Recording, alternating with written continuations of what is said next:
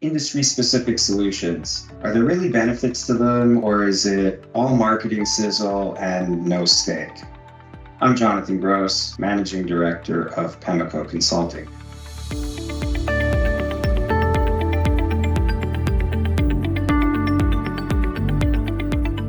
Let's be clear right off the bat that there can be major benefits to industry solutions.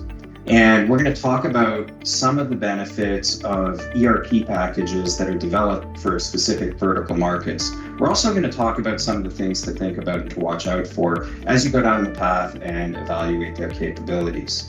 The first question we want to answer is, what are the benefits of these solutions and what should companies be looking for? Industry-specific solutions are developed with a particular market in mind. And so what the vendors are doing is they're oftentimes building last-mile functionality for requirements that are unique to a given market. So think about when you go to the grocery store and you buy a carton of milk. What you'll see on a carton is a sell-by date and a best-before date.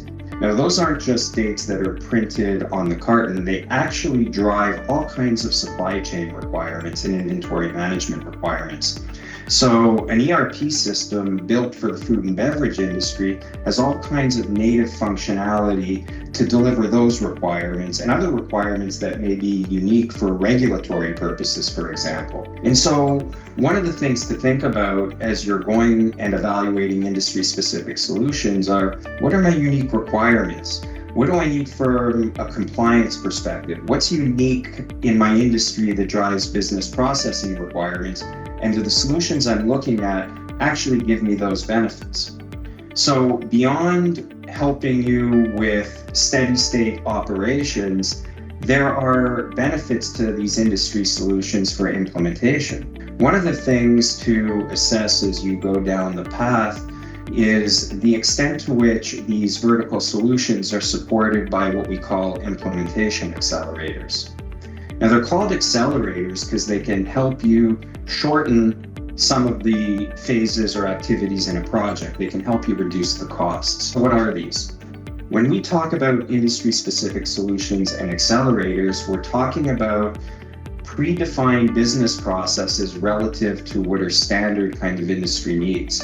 And these predefined business processes are supported by default configurations. They're supported by test scripts. They're supported by perhaps training guides. Now, these aren't necessarily things that you can fully plug and play into your implementation, but they accelerate your document creation process. They can accelerate your testing process. They can accelerate your training because they're giving you starting point templates that could get you 60, 70, 80% of the way there. So from the benefit side of things, we perhaps have last mile functionality that is relative to a specific industry, and we have accelerators on an implementation that can help compress the schedule and the budget.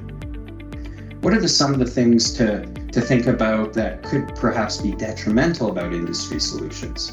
Well, there's some markets in the world that are pretty niche, that have a pretty small set of companies. So in many cases, because these markets aren't as broadly applicable, what you end up having are smaller vendors building functionality. So some of the things to think about when you're going and assessing industry-specific solutions is the vendor who's proposing the solution, is it a viable entity? Are they going to be around for the long term?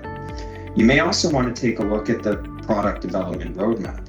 Is the vendor going to continue to invest in the software over time? Do they have the financial wherewithal to do so?